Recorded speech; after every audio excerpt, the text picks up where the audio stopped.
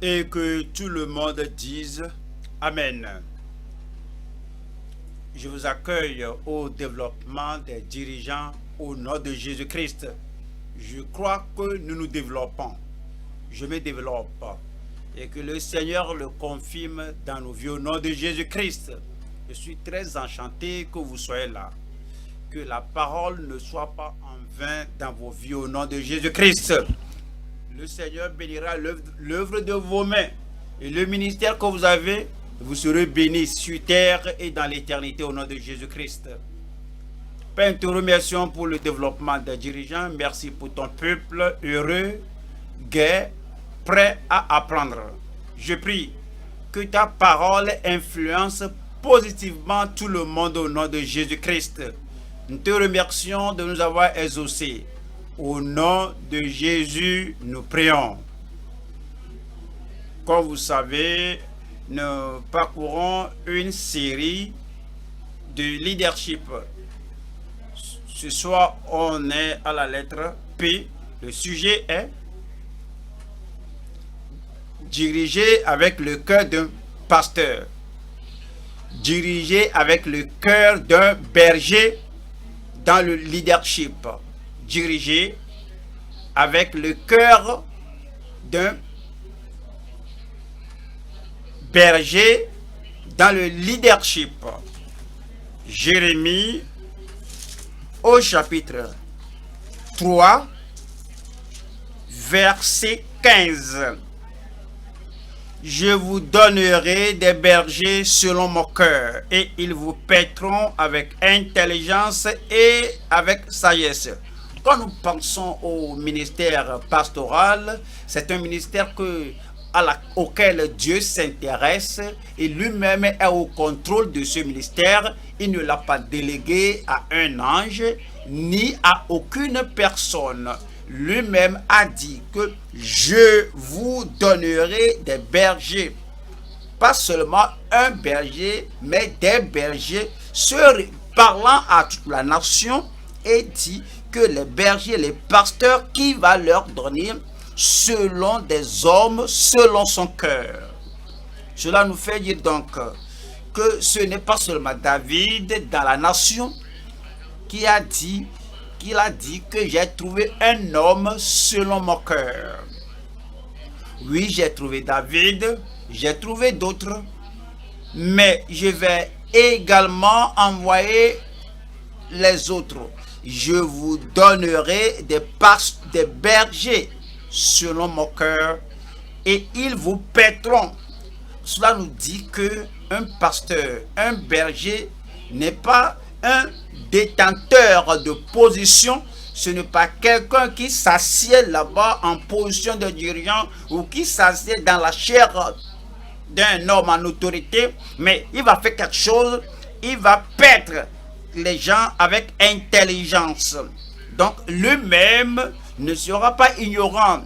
Comment une personne ignorante doit paître le peuple de Dieu avec intelligence et avec sagesse. Quelle est la différence entre intelligence et sagesse?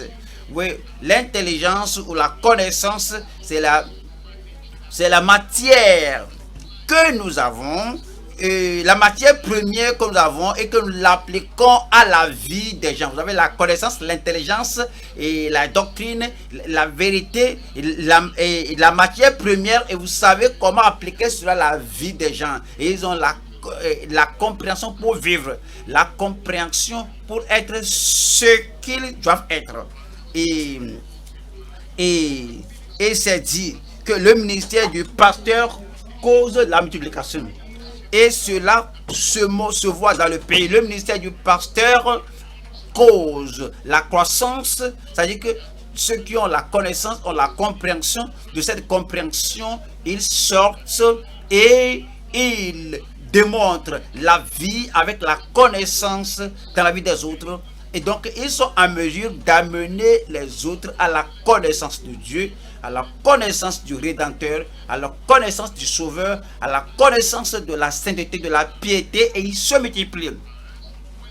Et c'est dit que 16. Lorsque vous vous aurez multiplié et fructifié dans le pays, en ces jours-là, dit l'Éternel, on ne parlera plus de l'arche de l'alliance de l'Éternel. Elle ne viendra plus à la pensée. On ne se la rappellera plus. On ne s'apercevra plus de son absence et l'on n'en fera point une autre. En ce temps-là, on appellera Jérusalem le trône de l'Éternel. Voilà le ministère du pasteur. Cela amène Dieu à régner sans rival dans le cœur des gens. On n'est pas seulement quelqu'un qui est là. On est un dirigeant de file, on s'assied en autorité, on détient le poste. Notre ministère en tant que berger ou pasteur va faire que toute l'église, Jérusalem, la cité de Dieu, le trône de Dieu, et toutes les nations s'assembleront à Jérusalem au nom de l'Éternel. La lumière brillera du centre. Et c'est dit, et toutes les nations s'assembleront à Jérusalem au nom de l'Éternel. Et elles ne suivront plus les penchants de leur mauvais cœur. Le ministère du pasteur change les cœurs, transforme les cœurs, afin que ceux qui entendent, ceux qui écoutent, appliquent la parole au cœur, ils viennent au Seigneur, leur vie transformés et ils ne marchent plus selon les penchants de leur mauvais cœur. 18. En ces jours, la maison de Juda marchera avec la maison d'Israël. Il y aura l'unité, il y aura la compréhension. Et puis comme vous vous conformez à la parole de Dieu, je me conforme à la parole de Dieu, tout le monde se conforme à la parole de Dieu. Il y a l'unité dans la vérité, il y a l'unité dans la connaissance, il y a l'unité dans la compréhension, il y a l'unité comme nous servons le Seigneur et que nous adorons le Seigneur. Oui, il y a la divergence entre la maison d'Israël et de Juda est ôtée. Elles viendront ensemble du pays du Septentrion, au pays dont j'ai donné la possession à vos pères. Qu'est-ce que cela dit? Cela dit que le ministère du pasteur fera des membres du peuple de Dieu des possesseurs de leur possession. Si vous avez un réel pasteur, il montre aux gens leur possession spirituelle, leurs biens, leur prospérité, et ils prospèrent dans l'âme, ils prospèrent dans le pays, ils prospèrent à tous égards et ils possèdent leur possession. Allons à Jérémie chapitre 23. Jérémie 23, le Seigneur continue de parler des pasteurs qu'il va donner à l'assemblée, les pasteurs qu'il donnera au peuple de Dieu, et toute cette transformation et tout ce changement et tous ces domaines de progrès qui vont se produire dans leur vie personnelle, dans leur famille, dans leur ministère et dans tout ce qu'ils font pour le Seigneur. Jérémie 23, verset 3. Jérémie 23, nous lisons le verset 3. Et je rassemblerai le reste de mes brebis de tous les pays où je les ai chassés. Je les ramènerai dans leur pâturage. Elles seront fécondes et multiplieront.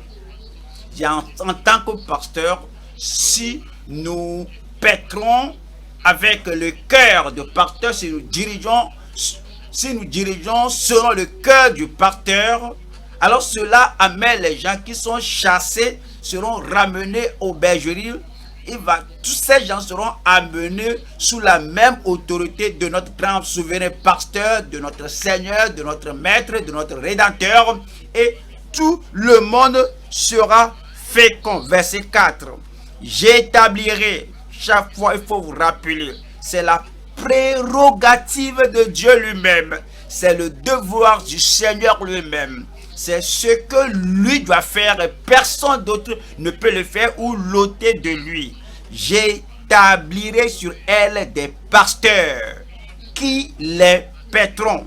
Voyons encore ce et dit que quand il établit un pasteur ici sur eux, ce pasteur saura que oui, la raison principale et la raison prééminente d'être sur les peuples, c'est de les paître, c'est de les nourrir. Elles n'auront plus de crainte, plus de terreur. Et ces gens n'auront pas une crainte personnelle, pas de phobie, pas de terreur. La connaissance qu'ils ont, la révélation de la parole va amener la lumière. Donc la foi vient de ce qu'on entend. Ce qu'on entend vient de la parole de Christ, de la parole de Dieu. Donc, elles n'auront plus de crainte, plus de terreur. Et il n'en manquera aucune de l'Éternel, dit l'Éternel. Il n'y aura pas de manquement dans le cœur, dans la vie, dans la famille du peuple, lorsque nous paîtrons, nous dirigeons proprement dit. Et lorsque vous dirigez en tant que pasteur l'Assemblée de Dieu, quelques années, 3 ans, 5 ans, 6 ans, 10 ans, mais on le sait que naturellement, un pasteur se fatigue comme Moïse et Élie s'était fatigué. Mais qu'est-ce qui est le pasteur que Dieu a établi sur son assemblée, sur sa congrégation, que au moment de fatigue, de jeter la faucille, comme Moïse qui disait que c'est moi qui ai engendré ces gens-là, je suis fatigué, je ne peux plus les conduire. Parfois, si vous êtes fatigué, comment vous êtes en mesure d'avancer? On va à Jérémie chapitre 20, Jérémie 20, verset 9. Si je dis, je ne ferai plus mention de lui, je suis fatigué, je ne peux plus évangéliser, je suis fatigué, je ne peux plus paître le peuple, je ne parlais plus en son nom. Il y a, et quoique je me sens pareillement, puisque je me sens pareil, oui, le temps de me retirer, le temps de céder, je crois que je ne peux plus poursuivre ceci. Il y a dans mon cœur comme un feu dévorant.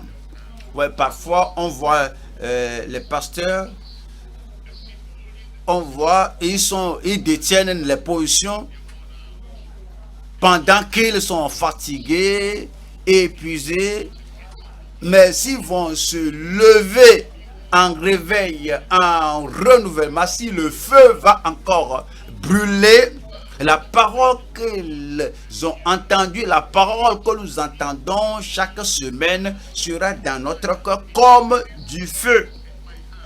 Il y a dans mon cœur comme un feu dévorant qui est renfermé dans mes os. Je m'efforce de le contenir et je ne le puis. Je ne pouvais plus me retirer et je dois le faire. Cette parole sera comme du feu dans vos os au nom de Jésus-Christ. Si vous permettez à la parole à tout moment de venir, si vous permettez à la parole d'avoir une place dans votre cœur, cela brûlera comme du feu. Et cela brûlera comme du feu et vous allez vous lever dans la force du Seigneur et l'épuisement disparaîtra au nom de Jésus-Christ. La fatigue s'en ira au nom de Jésus-Christ. Je vais à Jérémie 23, verset 29. Jérémie 23, verset 29. Ma parole n'est-elle pas comme un feu, dit l'Éternel, et comme un marteau qui brise le roc? Lorsque la parole est dans notre cœur, c'est comme du feu. Quoique vous veuillez vous retirer et rester de côté, vous êtes fatigué, vous ne voulez rien faire, la parole va vous rallumer. Lorsque Jérémie a reçu la parole qui est devenue comme un feu renfermé à lui, et puis il dit que je ne peux je ne pouvais pas rester, je dois continuer à prêcher la parole. Jérémie chapitre 1, Jérémie 1 verset 7, et l'Éternel me dit, ne dis pas, je suis un enfant, car tu iras vers tous ceux auprès de qui je t'enverrai et tu diras tout ce que je t'ordonnerai. Ne les crains point, car je suis avec toi pour te délivrer, dit l'Éternel. Verset 9. Puis l'Éternel étendit sa main et toucha ma bouche. Et l'Éternel me dit, voici, je mets mes paroles dans ta bouche. Il n'a jamais oublié cette parole. Il est demeuré avec cette parole. Il s'est accroché à la parole. Il a dit que la parole est comme du feu renfermé dans mon cœur, dans mes os. Donc, je ne peux pas me contenir. Et quelqu'un dit, oh, j'espère que le Seigneur fera cela pour moi, qu'il mette la parole dans ma bouche et que cela soit comme du feu dans mon cœur, afin que lorsque je me lasse, je me fatigue, que la parole brûle en moi, que je me réveille. C'est exactement ce qu'il a promis de faire. Et Jérémie chapitre 33, Jérémie chapitre 31 du moins, Jérémie 31, nous lisons le verset 33. Mais voici l'alliance que je ferai avec la maison d'Israël après ces jours-là, dit l'Éternel. Je mettrai ma loi au-dedans d'eux. Je l'écrirai dans leur cœur. Voici cela. Je mettrai ma loi au-dedans d'eux. J'écrirai cette parole dans leur cœur. Et je serai leur Dieu et ils seront mon peuple. Je prie que cette promesse s'accomplisse dans le cœur de chacun de nous, frères et sœurs, au nom de Jésus-Christ. Que quelqu'un là-bas crie Amen. Dirigé avec le cœur d'un berger dans le leadership. Nous allons voir le message sous 3 points. Premier point, les caractéristiques des pasteurs commissionnés dans le leadership. Comment on les reconnaît? Quelles sont leurs qualifications si vous êtes pasteur comme ça, commissionné par le Seigneur et vous avez mis en position? Quelles sont les caractéristiques dans votre vie? Les caractéristiques des pasteurs commissionnés dans le leadership. 2. Le ministère des prédicateurs compétents au Seigneur. Il faut que nous fassions quelque chose pour le Seigneur. J'ai d'autres brebis qui ne sont pas de cette bergerie. Je dois les ramener. Alors, il veut les utiliser pour le Seigneur, pour amener, pour faire entrer ces gens-là qui sont dehors. Deuxième point, le ministère des prédicateurs compétents au perdu. 2. 3. Le modèle confirmé dans le Seigneur. Quel modèle a adopté? Confirmé par le Seigneur lui-même. Et nous suivons ce modèle. Et nous sommes confirmés, nous sommes compétents. Nous sommes des pasteurs, prédicateurs pour le Seigneur. Nous venons au premier point. Les caractéristiques, les qualifications des pasteurs commissionnés dans le leadership. Comme nous voyons ces caractéristiques, vous allez voir votre propre vie. Comment démontrez-vous ces marques, ces caractéristiques, ces qualifications dans le leadership pastoral? On va à l'Exode. Exode 18, 19. Exode 18, 19. Maintenant, écoute ma voix. Je vais te donner un conseil et que Dieu soit avec toi. Lorsque vous êtes pasteur, tel que Moïse, un pasteur sur les enfants d'Israël, on tient conseil. Il y a des gens qui ont de bonnes intentions, ils peuvent nous parler. Donc on doit être approchable, abordable. Et mais nous devons aussi comprendre que Dieu nous a mis là-bas et Dieu sera avec toi. Et que Dieu soit avec toi. Et Dieu, et on ne va pas, les gens ne vont pas imposer quelque chose sur nous sans que nous demandions au Seigneur. On ne va pas sinon mettre une idée sur nous comme ce sont les gens qui nous ont mis là-bas comme pasteurs. Mais c'est dit ici, et que Dieu soit avec toi. Sois l'interprète du peuple auprès de Dieu et porte les affaires devant Dieu. Enseigne-leur les ordonnances et les lois et fais-leur connaître le chemin qu'ils doivent suivre et ce qu'ils doivent faire. Le pasteur n'est pas une personne solitaire, un individu qui connaît tout, une personne qui peut tout faire, mais il a d'autres personnes et il va leur dire ce qu'il faut faire, il va leur montrer la voie qu'ils doivent travailler, qu'ils doivent aller. Verset 21 nous dit, choisis parmi tout le peuple des hommes capables. Il ne faut pas aller amener des pécheurs, des étrangers qui ne sont pas nés de nouveau, qui ne connaissent pas la voie du Seigneur. Il ne faut pas aller amener le ramassis qui n'ont pas l'expérience des enfants de Dieu. Choisis parmi tout le peuple des hommes capables, craignant Dieu. C'est la qualification ici, craignant Dieu, des hommes intègres, ceux qui sont véritables, ceux qui se sont vendus à la vérité, ennemis de la cupidité. Ils n'ont pas l'amour de l'argent qui est la racine de tous les maux. Établis-les sur eux comme chefs de 1000, chefs de 100, chefs de 50 et chefs de 10. C'est dit que ces pasteurs qui sont choisis et que les caractéristiques, les marques que nous cherchons à voir, oui, en eux, on peut voir qu'ils ont l'habilité d'atteindre 10 personnes, 30 personnes ou 50 personnes, ou mais leur capacité peut être à diriger 50, 250 ou bien 150 ou bien ils peuvent diriger 200 personnes, ils peuvent avoir l'habileté à diriger 100 personnes, 200 personnes, 300 personnes, ou bien quelle que soit leur habileté à atteindre, à enseigner, atteindre 1000, 2000.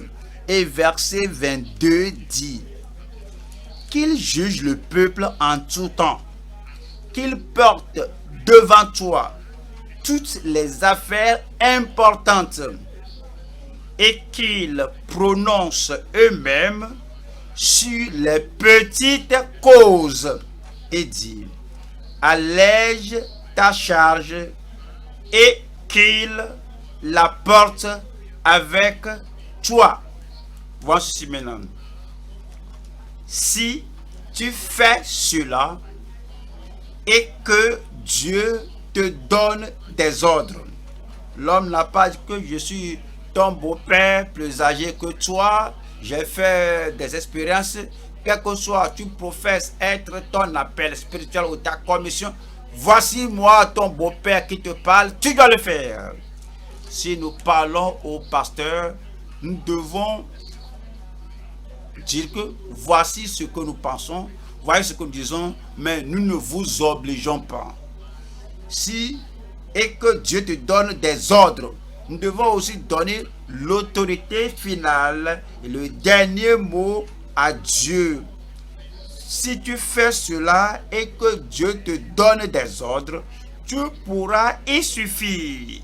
Et tout ce peuple parviendra heureusement à sa destination. Puisse le Seigneur nous accorder le cœur d'obéissance au nom de Jésus-Christ. Que le peuple de Dieu dise Amen. Nous allons à 2 Samuel 23. Nous lisons le verset de 2 Samuel chapitre 23.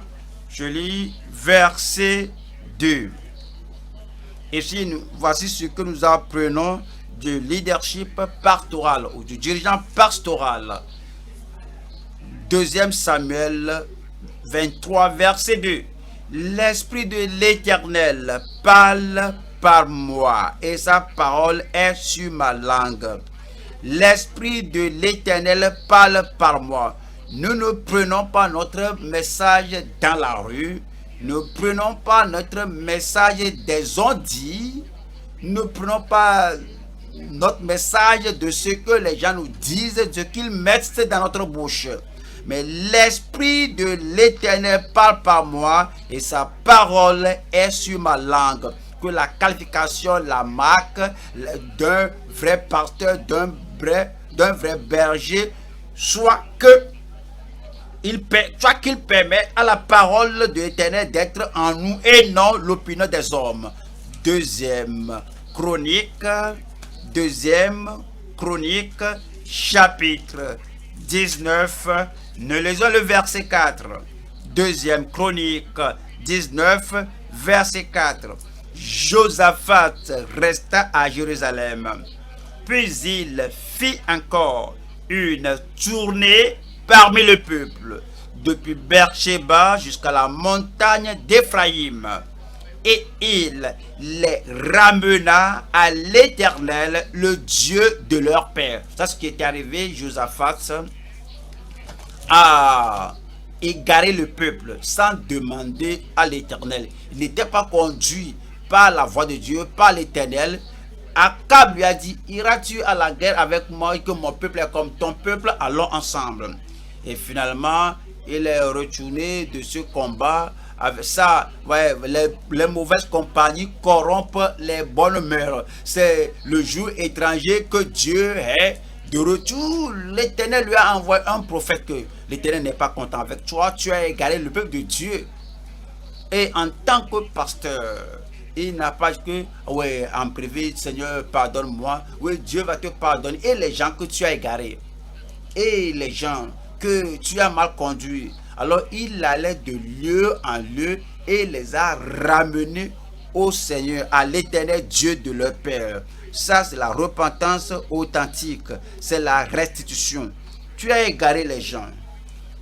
Et ils ont suivi ta mauvaise attitude, ta mauvaise action. Ils t'ont suivi et vous êtes allés à la guerre, au combat avec Akab. Alors maintenant, tu les ramènes. Je prie que Dieu nous donne l'humilité et la conviction pour faire cela au nom de Jésus-Christ.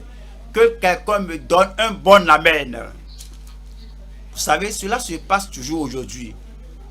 Il y a un prédicateur, pas dans notre pays ici, mais dans le pays voisin, qui égarait les gens pour une longue durée.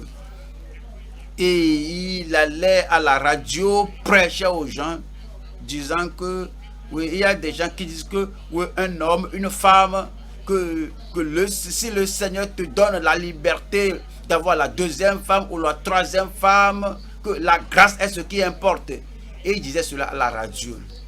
Et il dit quoi? Que la grâce, le sang de Jésus a tout couvert.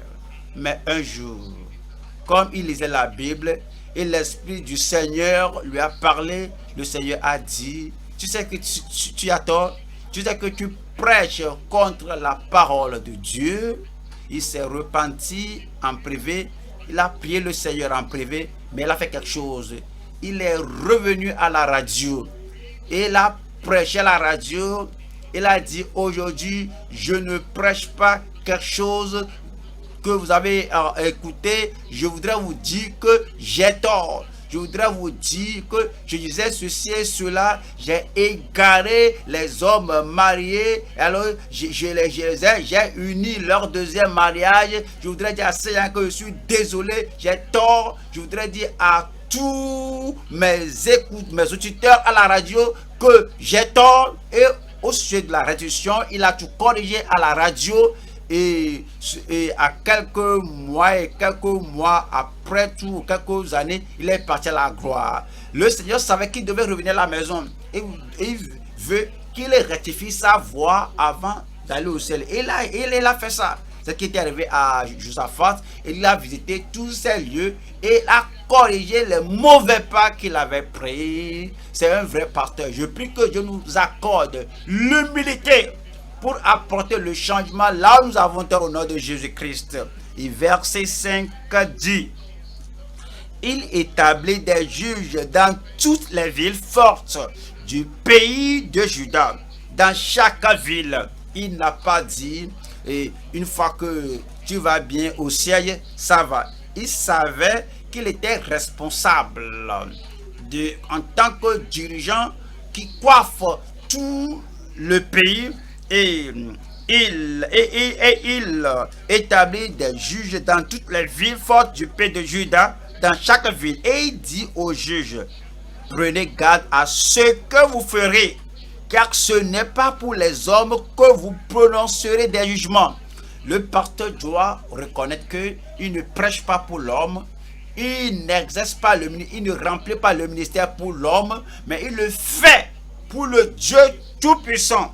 Et c'est dit, c'est pour l'Éternel qui sera près de vous quand vous le prononcerez. Maintenant, que la crainte de l'Éternel soit sur vous. Veillez sur vos actes, car il n'y a chez l'Éternel notre Dieu ni iniquité, ni égard pour l'apparence des personnes, ni acceptation de présent. Quand on fut de retour à Jérusalem, Josaphat y établit aussi pour le jugement de l'Éternel et pour les contestations des Lévites, des sacrificateurs et des chefs de maison paternelle d'Israël. Et voici les ordres qu'il leur donna. Vous agirez de la manière suivante dans la crainte de l'Éternel. C'est ce que le pasteur doit dire aux ouvriers sous lui. C'est ce que le pasteur doit dire à tous les membres dans sa juridiction. Tout ce qu'il fait au bureau, en public, tout ce qu'il fait secrètement, il fait tout dans la crainte de Dieu. Il fait cela fidèlement, il fait cela avec fidélité et avec intégrité de cœur. Je vais à Esdras, les marques, les caractéristiques des pasteurs commissionnés dans le leadership. Esdras chapitre 7, verset 10. Esdras 7, 10. Car Esdras avait appliqué son cœur à étudier et à mettre en pratique la loi de l'Éternel. Ce n'est pas un homme qui dit que fais ce que je dis et il ne faut pas faire ce que je fais.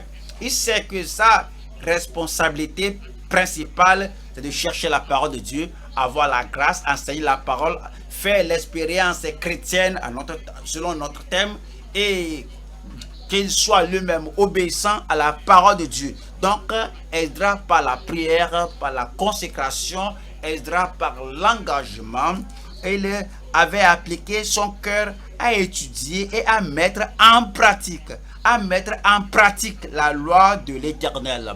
Le pasteur doit examiner la parole de Dieu pour sa propre vie et conformer sa parole à la parole et pratique cela, et voir sa vie familiale, sa vie en famille, la relation entre la femme et son mari, que je dois être un modèle, ma famille doit être un modèle. Et il regarde sa relation avec les autres, son interaction avec les autres, s'il est un homme d'affaires, s'il est quelqu'un qui a emprunté de l'argent de quelqu'un et devait payer cela, il voit la parole de Dieu et fait cela.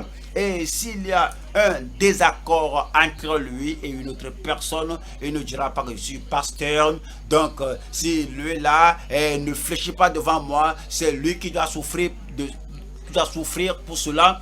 Il doit embrasser la voie de l'humilité et lire la parole de Dieu et pratiquer cela. Ça, c'est la marque, la caractéristique d'un vrai pasteur, d'un vrai dirigeant.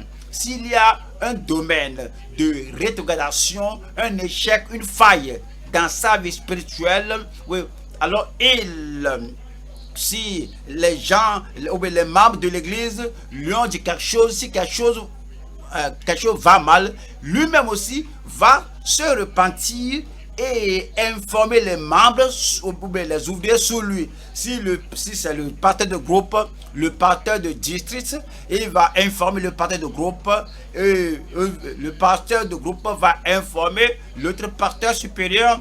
Si c'est l'autre, il va informer le partenaire régional, ou bien c'est le partenaire régional va informer le partenaire d'État ou le partenaire départemental ou provincial, ou bien de cela au partenaire national, de là au surintendant. Donc, cela suit hiérarchie. Donc, il est là à étudier la parole et pratiquer la parole de Dieu. Il est là, il obéit à la parole de Dieu et conséquemment à cela, il a une conscience claire, il est obéissant à la parole de Dieu et il va enseigner au milieu d'Israël les lois et les ordonnances. Nous allons au verset 23 du même chapitre. Esdras 7, 23. Que tout ce qui est ordonné par le Dieu des cieux se fasse ponctuellement pour la maison du Dieu des cieux. C'est le roi maintenant qui parle à Esdras. Quel que soit ce que le Seigneur a ordonné, tu ne peux pas changer sur terre ici ce que le Dieu des cieux a commandé, commissionné. Quel que soit ce qu'il a ordonné du ciel, que cela soit ponctuellement fait pour la maison du Dieu des cieux, afin que sa colère ne soit pas sur le royaume, sur le roi et sur ses fils. Verset 25. Et toi, Esdras, selon la sagesse de Dieu et non celle du monde, et ils sont sages comme des politiciens pour mentir, pour séduire. Ils sont sages comme les gens du monde, c'est la sagesse de Satan. Mais ceci, et toi selon la sagesse de Dieu, c'est la marque, la caractéristique d'un vrai pasteur, d'un vrai dirigeant, de celui qui est nommé, désigné par Dieu, commissionné par Dieu et mis en position de leadership. La marque est de prier, d'avoir la sagesse de Dieu. Et toi, Esdras, selon la sagesse de Dieu que tu possèdes, établis des juges et des magistrats qui rendent la justice à tout le peuple de l'autre côté du fleuve, à tous ceux qui connaissent les lois de ton Dieu. Les gens que vous nommez ne doivent pas être des ignorants, ne doivent pas être des gens avec qui vous êtes intime et vous les nommez parce qu'ils sont vos amis. Non, ce sont des gens qui connaissent la parole de Dieu et ceux qui connaissent les lois de ton Dieu et fais-les connaître à ceux qui ne les connaissent pas. C'est ce que le Seigneur nous dit.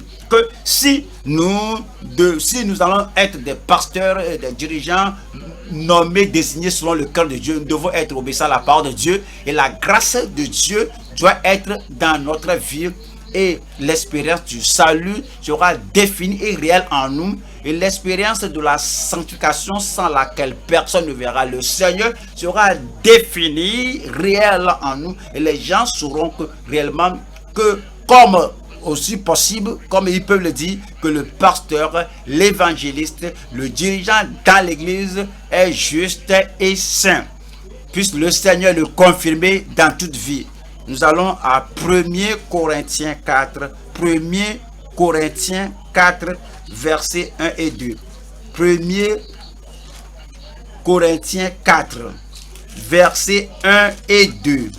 Ainsi qu'on nous regarde comme des serviteurs de Christ il faut vivre, prêcher et agir, vous comporter que les gens n'ont aucun choix que de dire qu'il est serviteur de Christ et des dispensateurs des ministères de Christ.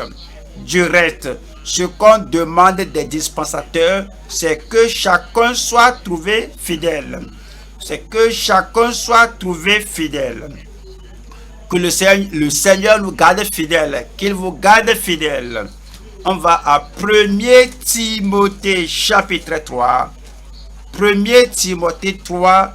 1 Timothée 3. Nous lisons le verset 1. verset 1 nous dit, cette parole est certaine. Si quelqu'un aspire à la charge d'évêque, d'un pasteur, il désire une œuvre excellente. Arrivé là-bas, il doit faire une bonne œuvre et non une mauvaise œuvre, et ne pas faire rétrograder le peu de Dieu, et non apporter la tradition, la sédition, non le mal. Arrivé là-bas, il doit faire une œuvre excellente. L'évêque, le pasteur, le berger, alors il faut qu'il soit irréprochable. Il y a des pasteurs qui disent que je ne crois pas à la sainteté, mais pourquoi tu es pasteur? Je ne crois pas que quelqu'un peut être irréprochable. Je ne crois pas qu'un homme peut être triomphant sur le péché. Pourquoi es-tu pasteur? Il faut donc que l'évêque soit irréprochable. Mari d'une seule femme. Mari d'une seule femme. Pratiquement une seule femme. Émotionnellement une seule femme. Dans tous les domaines, une femme, pas une femme au-dedans et une femme illégale au dehors, une femme au dedans, une autre femme qui donne un plaisir au dehors que la femme doit donner. Non. Mari d'une seule femme. Et le pasteur doit être vigilant. Il n'est pas quelqu'un qui est chassé qui est poussé, qui est ôté de son assemblée et il est séparé, protégé de son assemblée. Il y a un mur invisible, il ne peut pas les aborder. Il ne peut pas leur parler. Il doit être sobre et modéré, réglé dans sa conduite. Hospitalier, propre à l'enseignement. Il est capable d'enseigner. Il faut qu'il ne soit ni adonné au vin, ni violent, mais indulgent, pacifique, désintéressé. Il faut qu'il dirige bien sa propre maison et qu'il tienne ses enfants dans la soumission et dans une parfaite honnêteté. Car si quelqu'un ne sait pas diriger sa propre maison, comment prendra-t-il soin de l'église de Dieu? Il ne faut pas qu'il soit un nouveau converti. Pourquoi? Parce que le pasteur doit paître avec intelligence et sagesse. Alors, s'il est novice, il est ignorant, il ne peut pas avoir la sagesse, la force, l'habileté, l'épine dorsale pour nourrir les gens avec la sagesse, avec la connaissance. Il ne faut pas qu'il soit un nouveau converti de peur qu'enflé d'orgueil, il ne tombe sous le jugement du diable. Il faut aussi qu'il reçoive un bon témoignage de ceux du dehors. Qu'est-ce que cela veut dire? Co-associés d'affaires, membres de l'église doivent avoir de bons témoignages de lui. Ceux qui sont au marché dans la même profession doivent avoir un bon témoignage de lui, d'elle. Les voisins qui le connaissent, qui la connaissent, qui sont hors de la bergerie doivent avoir un bon rapport de lui. Alors, il doit mener une vie doctrinalement biblique, une vie distincte, une vie qui expose, une vie qui brille, qui reflète la lumière de Christ sur les gens. Il faut aussi qu'il reçoive un bon témoignage de ceux du dehors, afin de ne pas tomber dans l'opprobre et dans les pièges du diable. Je prie que le Seigneur ait tout ceci dans nos vies au nom de Jésus-Christ. Deuxième Timothée, chapitre 2, verset 19. Néanmoins, le solide fondement de Dieu reste debout, avec ces paroles qui lui servent de sceau. Le Seigneur connaît ceux qui lui appartiennent, et quiconque qui est appelé pasteur, quiconque prédicateur, ouvrier, quiconque prononce le nom du Seigneur, qu'il s'éloigne de l'iniquité. 21. Si donc quelqu'un se concède pur en s'abstenant de ces choses, il sera un vase d'honneur, sanctifié, utile à son maître, propre à toute bonne œuvre. propre à toute bonne œuvre. Propre à toute bonne œuvre. Est-ce que vous êtes propre? Je vous pose la question, est-ce que vous êtes propre à toute bonne œuvre? Vous voyez, il y a des gens que je peux uniquement faire ceci. Si l'occasion, l'opportunité de faire autre chose, et que non, ce n'est pas mon domaine, je suis ici pour ceci. Voici la seule chose que je puisse faire. Si nous sommes pasteurs, si nous sommes désignés par le Seigneur, la qualification nous qualifie, que nous soyons à mesure de faire toute autre chose que le Seigneur a pour nous. Puisse le Seigneur nous accorder toute la grâce disponible au nom de Jésus-Christ. Nous allons au deuxième point, le ministère des prédicateurs compétents aux perdus. Il nous a donné un ministère non seulement à l'église locale, non seulement au sein du sanctuaire, non seulement dans le temple, il nous a donné un ministère hors de l'église locale. Nous allons à 2 Corinthiens chapitre 5, verset 18. Et tout cela vient de Dieu qui nous a réconciliés avec lui par Christ et qui nous a donné le ministère de la réconciliation. C'est le ministère qui nous a donné. Il nous a donné le ministère de la réconciliation.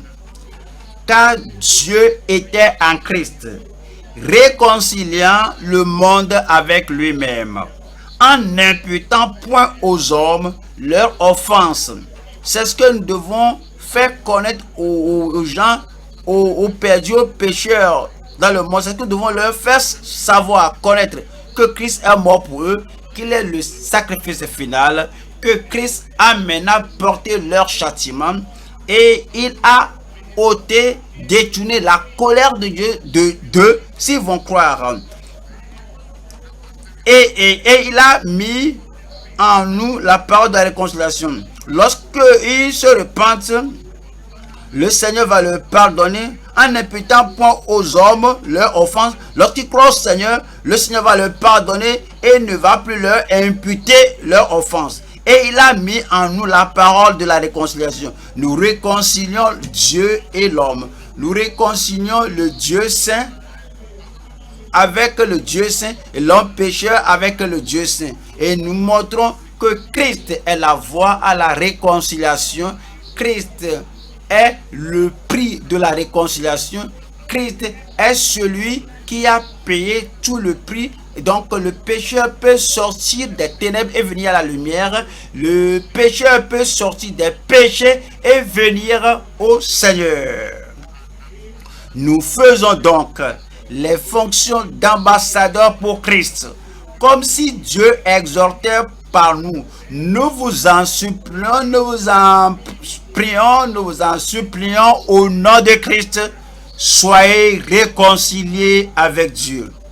C'est le ministère auquel il nous a appelés. Nous le ferons au nom de Jésus-Christ. Actes chapitre 26. Actes 26. Nous lisons le verset 16. Acte 26. Nous lisons le verset 16. Mais lève-toi et tiens-toi sur tes pieds, car je te suis apparu pour t'établir ministre. Pensez-y, je vous donnerai des bergers selon mon cœur, qui vous paîtront avec intelligence et avec sagesse. Dieu a choisi Paul et Pierre ne pouvait pas le révoquer. Dieu a nommé Paul et Christ a affirmé cette nomination et Jérusalem ne pouvait pas contester cela. Et car je te suis apparu pour t'établir ministre et témoin des choses que tu as vues et de celles pour lesquelles je t'apparaîtrai. Cela veut dire donc que tout ce que vous avez vu, ce n'est pas la fin, la finalité de la connaissance. Je vais encore m'apparaître à toi et je vais te montrer des choses que tu dois savoir. 17. Je t'ai choisi du milieu de ce peuple et du milieu des païens vers qui je t'envoie. Lorsque Dieu nous envoie, il nous protégera, il nous préservera.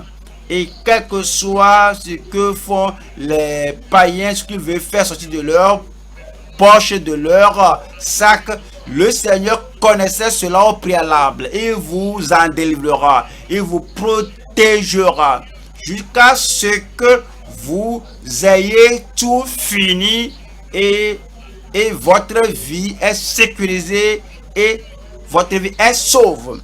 Jusqu'à ce que vous allez à la dernière personne, dernière âme perdue, votre vie est sécurisée. Dans la rue, votre vie est sécurisée. Au village, votre vie est sécurisée.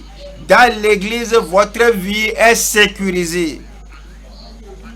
Et afin que tu leur ouvres les yeux pour qu'ils passent des ténèbres à la lumière et de la puissance de Satan à Dieu. Attendez, si l'apôtre Paul a été commissionné de faire passer les gens des ténèbres à la lumière de Dieu, cette puissance de Satan ne peut pas toucher sa vie. Si Dieu vous a nommé de détourner les gens de la puissance de Satan vers Dieu, la puissance de Satan, quel que soit son degré, quel que soit son niveau, cela ne peut pas cracher votre vie au nom de Jésus-Christ.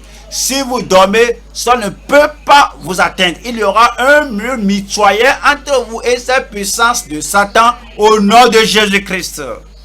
Vous êtes sécurisé, vous êtes protégé. La muraille de feu est autour de vous au nom de Jésus-Christ. Afin pour qu'ils reçoivent par la foi en moi le pardon des péchés et l'héritage avec les sanctifiés. Quel est notre ministère envers les perdus en tant que prédicateur compétent? Numéro 1, chercher les perdus. Chercher les perdus. Nous allons à Luc 19. Luc 19, verset 10. Luc 19, 10. Car le Fils de l'homme est venu chercher et sauver ceux qui étaient perdus. Lorsque Jésus était mort à la croix de Calvaire, il y avait beaucoup de perdus à Jérusalem, en Juda, en Samarie, jusqu'aux extrémités de la terre, et nous l'a confié cela. Et si je suis ici, Jésus disait que si je suis ici, je chercherai à sauver les perdus. Maintenant, c'est dans vos mains, allez chercher les perdus. 2. Pour ouvrir les yeux des perdus. Les perdus sont aveugles. Les perdus ne connaissent pas la voie dans laquelle ils marchent et là où ils vont. C'est le prédicateur compétent. C'est le prédicateur commissionné. C'est le prédicateur contraignant qui va ouvrir les yeux qui sont pécheurs, qui ne peuvent pas se sauver, que leur religion ne peut pas les sauver, leurs efforts personnels ne peuvent les sauver, que Christ est venu afin que ceux dont ils sont incapables, le Seigneur maintenant t'envoie de le faire pour eux. Actes des apôtres 26. Actes chapitre 26, verset 18. Afin que tu leur ouvres les yeux pour qu'ils passent des ténèbres à la lumière. Si les yeux sont ouverts et ils sont dans les ténèbres, ils ne vont pas voir. Si vous ouvrez les yeux et vous êtes dans les ténèbres compactes, vous ne verrez rien. Mais il faut passer à la lumière et de la puissance de Satan à Dieu pour qu'ils reçoivent par la foi en moi le pardon des péchés. C'est pourquoi vous ouvrez leurs yeux. Que quelque chose ce qu'ils font, la prière qu'ils font, sans aller vers Jésus, cela n'apportera pas le pardon des péchés et l'héritage avec les sanctifiés. Verset 19. En conséquence, roi Agrippa, je n'ai point résisté à la vision céleste.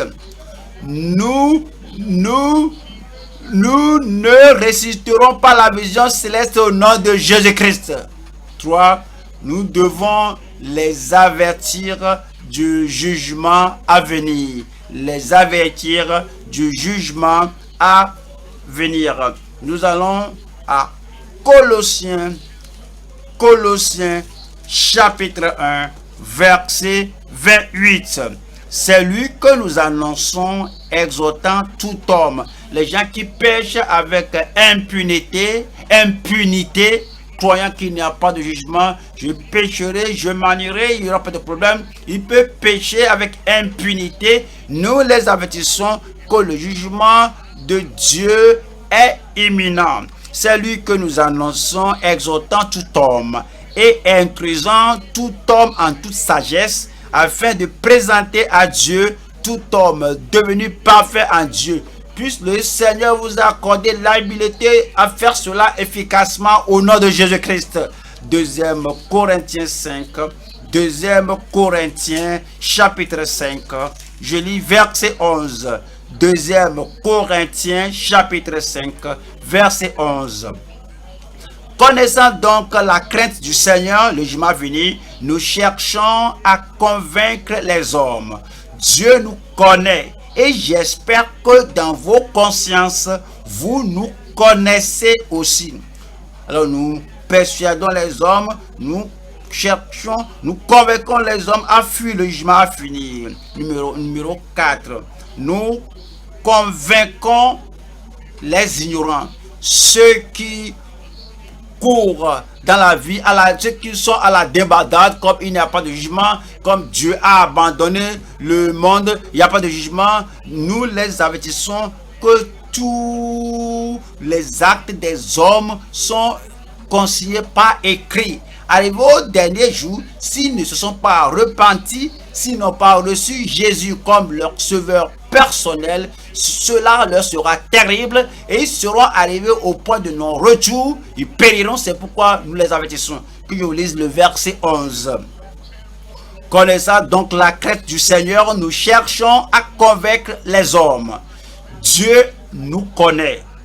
Et j'espère que dans vos consciences, vous nous connaissez aussi. Non seulement ça, lorsqu'ils sont convertis, nous les gardons en tant que convertis. Nous les conservons pour qu'ils ne retournent pas au mal, qu'ils ne retournent pas au péché, qu'ils ne retournent pas à leur vomissement. On va à Jude 21. Jude 21. Maintenez-vous dans l'amour de Dieu. C'est ce que nous disons à ces convertis. Dieu vous aime et c'est l'amour de Dieu qui vous a amené. Vous êtes maintenant sauvés. Vous devez vous garder, vous maintenir. Maintenez-vous dans l'amour de Dieu en attendant la miséricorde de notre Seigneur Jésus-Christ pour la vie éternelle. Verset 24. Or, à celui qui peut vous préserver de toute chute, nous leur montrons comment ils sont gardés, comment ils peuvent être gardés jusqu'au dernier jour. Ils lisent la Bible, ils méditent sur la parole de Dieu, ils les intériorisent et appliquent la parole de Dieu à eux-mêmes. Ils prient le Seigneur pour la grâce de mener la vie victorieuse. Ils font cela chaque jour, à tout moment, et ils font l'inventaire de leur vie exactement si eux ils sont dans la foi. Or, à celui qui peut vous préserver de toute chute et vous faire paraître devant sa gloire, irrépréhensible et dans l'allégresse, à Dieu seul, notre Sauveur, par Jésus-Christ, notre Seigneur, soit gloire, majesté, force et puissance, dès avant tous les temps, et maintenant et dans tous les siècles. Amen. Regardez la main que vous avez donnée. Amen. Non seulement ça, tout d'abord vous cherchez les perdus, de vous ouvrir leurs yeux. 3, vous les avertissez des jugements à venir. 4, vous convainquez les ignorants. Numéro 5, vous cherchez à conserver les convertis. Numéro 6, vous les conduisez à d'autres espérances chrétiennes. Vous les conduisez, vous les dirigez à d'autres expériences chrétiennes, ils se sont repentis, ils dépendent du Seigneur, ils sont nés de nouveau. Et la restitution, et la sanctification, et le baptême du Saint-Esprit, et le fait d'avancer dans le Seigneur, et la croissance dans la grâce. Premier Thessaloniciens, chapitre 3. Premier Thessaloniciens, chapitre 3. Nous lisons le verset 10. Verset 10. Nuit et jour, nous le prions avec une extrême ardeur de nous permettre de vous voir et de compléter ce qui manque à votre foi. Déjà, vous croyez, mais Paul en tant que pasteur, Paul en tant que prédicateur, en tant qu'apôtre, a voulu les voir, être avec eux, non seulement s'associer avec eux, non seulement les amuser, comment vous allez, mais que c'est pour compléter ce qui manque à leur foi. Maintenant que Dieu lui-même, notre Père et notre Seigneur Jésus-Christ aplanisse notre route pour que nous allions à vous. Que le Seigneur augmente de plus en plus parmi vous et à l'égard de tous cette charité que nous avons. On doit faire des progrès dans notre vie chrétienne. Cette charité que nous avons nous-mêmes pour vous, afin d'affermir vos cœurs pour qu'ils soient irréprochables dans la sainteté devant Dieu. Il veut qu'ils avancent, qu'ils soient sanctifiés, qu'ils deviennent irréprochables dans la sainteté devant Dieu, notre Père, lors de l'avènement de notre Seigneur Jésus avec tous ses saints. Il veut s'assurer qu'ils sont prêts à rencontrer le Seigneur à son avènement. Numéro 7, pour les rendre productifs. C'est la raison pour laquelle nous sommes, après s'être convertis, nous faisons des disciples afin qu'ils ne demeurent pas des bébés toute leur vie durant, mais qu'ils deviennent productifs dans le Seigneur. Deuxième Timothée, chapitre 2, verset 2. Et ce que tu as entendu de moi en présence de beaucoup de témoins, confie-le à des hommes fidèles qui soient capables de l'enseigner aussi à d'autres. L'apôtre Paul a suscité Tite, Timothée, Épaphras et Épaphrodite et dit à d'autres: voici, tu as été produit, tu as été formé, tu as été développé, fais cela à d'autres personnes. Et ce que tu as entendu de moi, ce que tu as appris de moi, ce que tu as observé de moi, confie-le à d'autres témoins, des hommes fidèles, des prédicateurs fidèles qui soient capables de l'enseigner aussi à d'autres. Que Dieu nous aide à ne pas être stérile dans le ministère au nom de Jésus-Christ. Je ne serai pas stérile. Vous ne serez pas stérile au nom de Jésus-Christ. Vous allez vous reproduire. Comment allons-nous faire cela? Troisième point, le modèle. Le modèle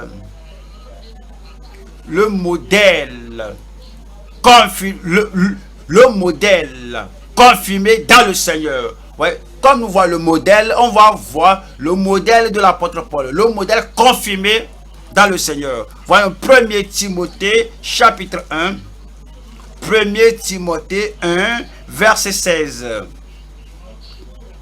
Mais j'ai obtenu miséricorde afin que Jésus-Christ fît voir en moi le premier toute sa longanimité, pour que je servisse d'exemple à ceux qui croiraient en lui pour la vie éternelle.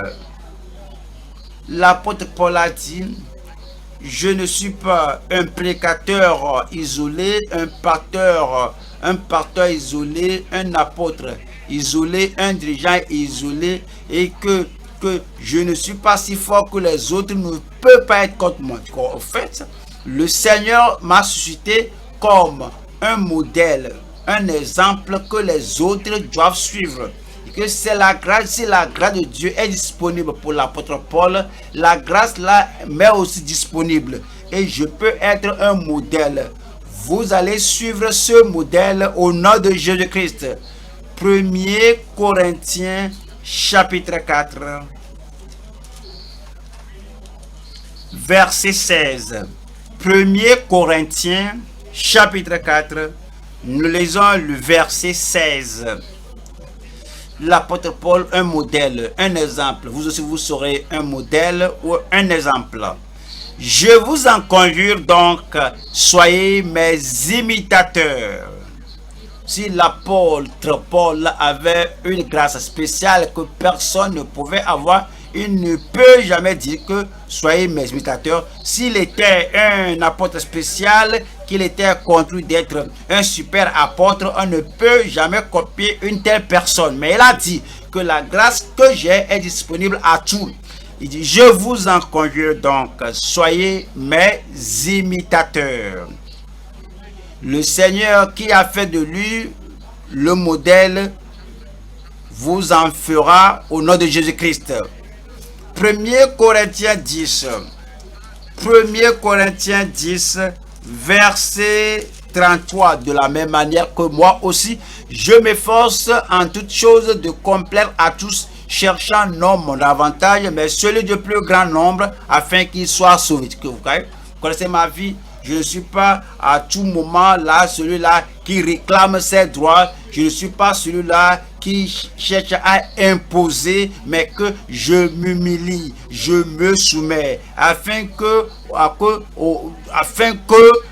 je puisse sauver un plus grand nombre. C'est le modèle à suivre. Vous devez renoncer à vous-même et abandonner des choses de vos droits et aller atteindre les gens pour qu'ils soient sauvés. 1er Corinthiens chapitre 9 et nous lisons le verset 20. Avec les Juifs, j'ai été comme Juif afin de gagner les Juifs. Avec ceux qui sont sous la loi comme sous la loi, quoique je ne sois pas moi-même sous la loi, afin de gagner ceux qui sont sous la loi. Avec ceux qui sont sans la loi comme sans loi, quoique je ne sois point sans la loi de Dieu, étant sous la loi de Christ, afin de gagner ceux qui sont sans loi. J'ai été faible avec les faibles, afin de gagner les faibles. Je me suis fait tout à tous, afin d'en sauver de toute manière quelques-uns. Il dit, c'est le modèle que j'ai, je fais tout, afin que les âmes soient sauvées. Je vais faire tout pour que l'occasion, l'opportunité là, ceux qui ne sont pas sauvés, sans que personne les atteigne, que j'ai l'occasion de les atteindre pour que la parole du salut, la parole de régénération, la parole de réconciliation avec Dieu les atteigne avant qu'elle passe d'ici à l'au-delà. 1er Corinthiens chapitre 11, je lis verset 1. Soyez mes imitateurs comme je le suis moi-même de Christ. Que Christ est mon modèle, donc je le suis et je vous demande vous aussi que j'ai la grâce de suivre. Vous aussi vous pouvez avoir la grâce de suivre. Soyez mes imitateurs comme je le suis moi-même de Christ. Nous allons à Tite chapitre 2. Ici un autre modèle. Ici voici un disciple du Seigneur, mais qui a été suscité, élevé par l'apôtre Paul. Et Tite avait la grâce, et la même grâce est disponible parce que Tite devait être un exemple aussi. Tite 2, verset 7. Te montrant toi-même à tous égards un modèle de bonnes œuvres. Non seulement l'apôtre Paul seul, Tite aussi, toutes choses à la maison, toutes choses dans le ministère, toutes choses sur le pupitre, à là où tu travailles, te montrant toi-même à tous égards un modèle de bonnes œuvres et donnant un enseignement pur, digne, une parole saine, irréprochable, afin que l'adversaire soit confus, n'ayant aucun mal à dire de nous. Je prie que tel que le Seigneur a aidé Paul à faire de Tite un modèle, qu'il fasse de chacun de nous de bons exemples au nom de Jésus-Christ. Tite, chapitre 1, verset 9.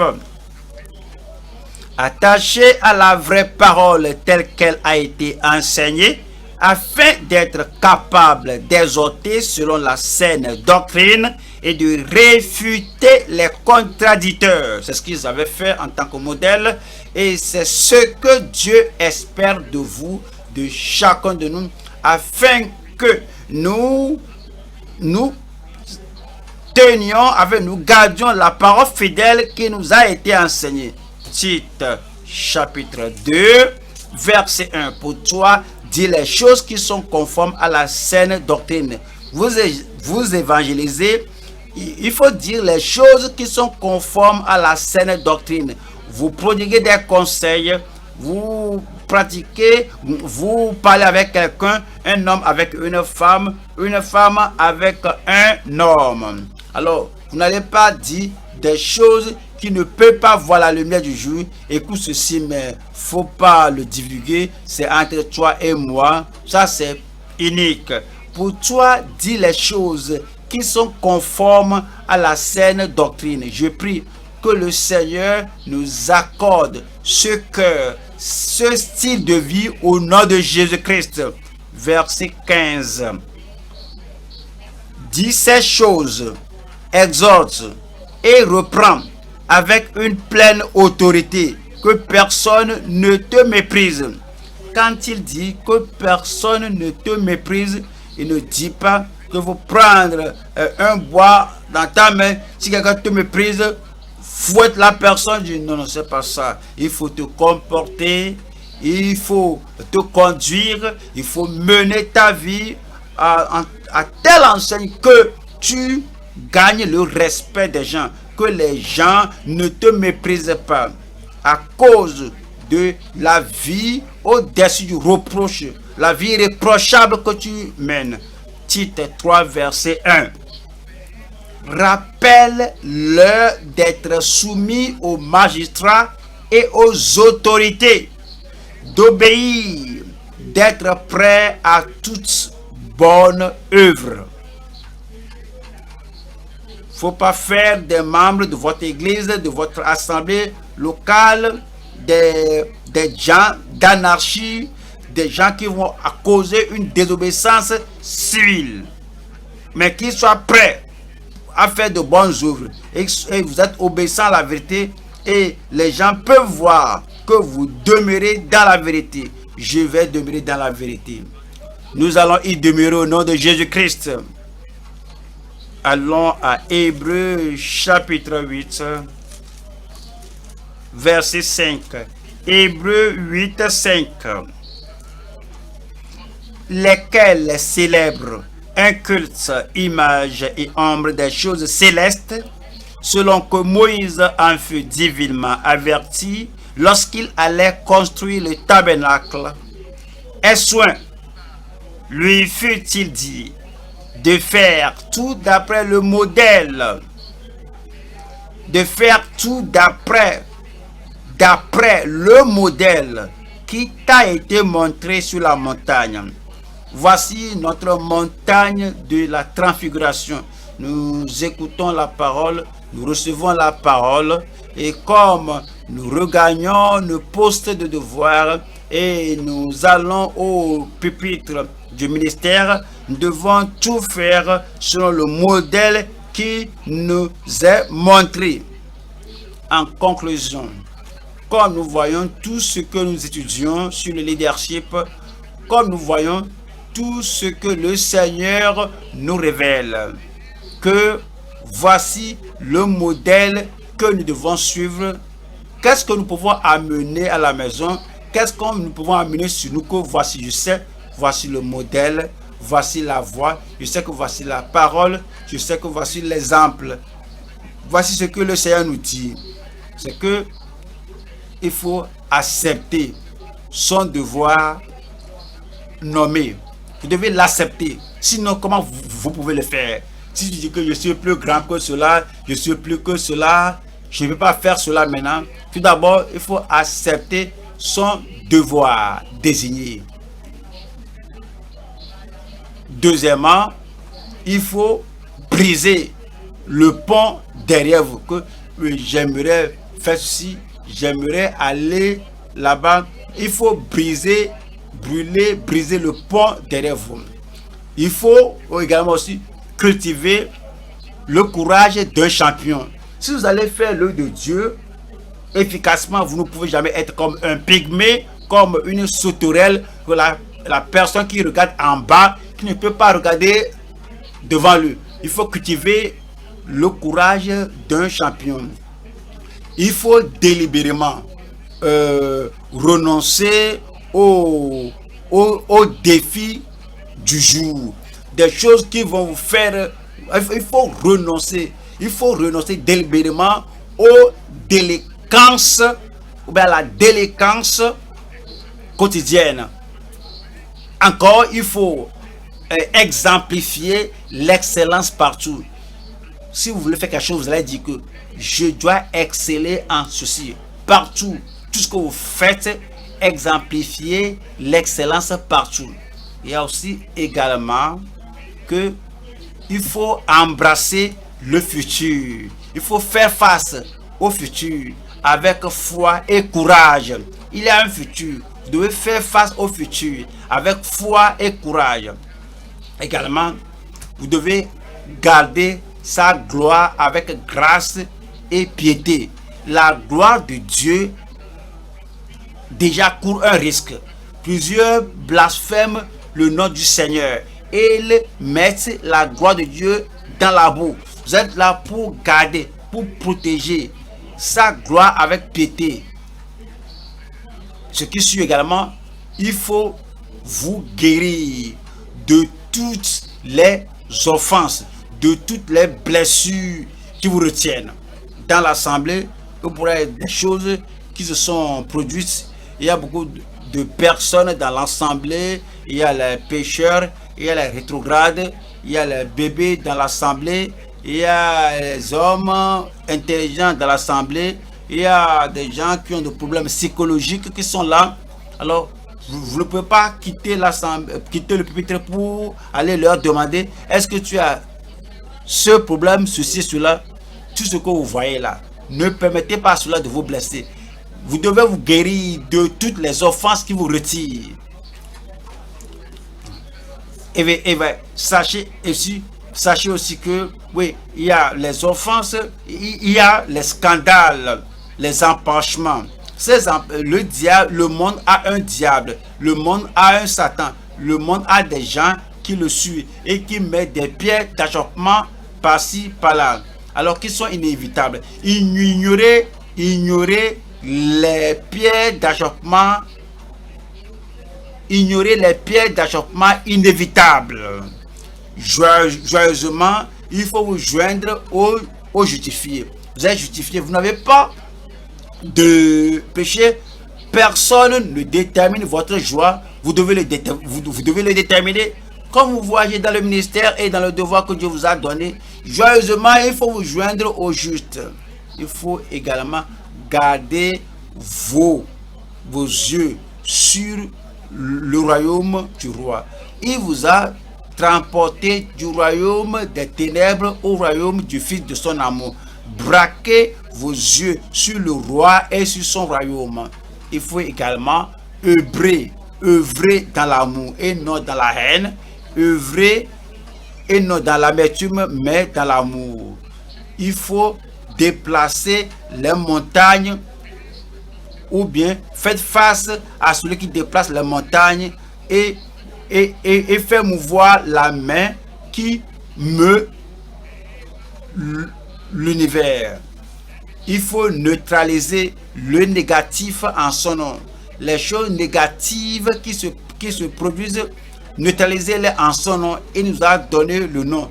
Que tout ce que nous demandons en ce nom-là, il nous le donnera. Neutralisez le négatif en son nom.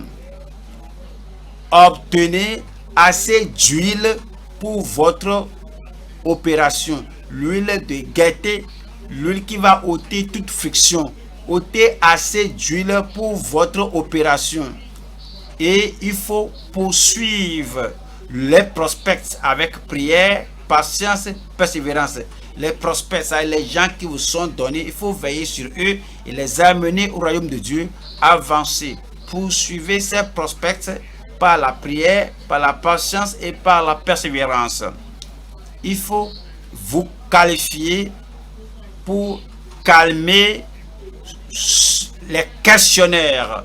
Il y a des gens qui sont chaque fois posés des questions, que ce soit des questions raisonnables ou pas, mais qualifiez-vous pour calmer. Il ne faut pas avoir peur, il ne faut pas être intimidé par ces gens-là, mais qualifiez-vous pour calmer les questionneurs.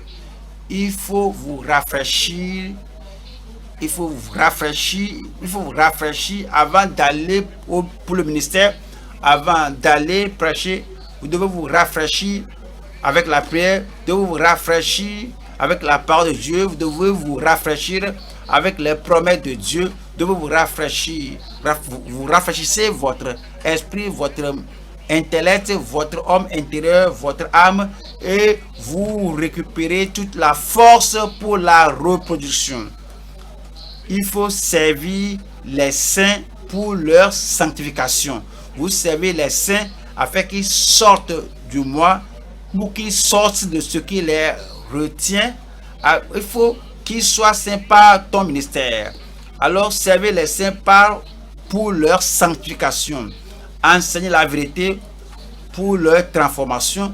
Vous n'enseignez pas la vérité pour emmagasiner leur tête. Alors nous sommes appelés pasteurs pour qu'ils soient changés. Nous sommes appelés pasteurs. Vous enseignez la vérité pour la transformation. Et vous devez également aussi inviter et inspirer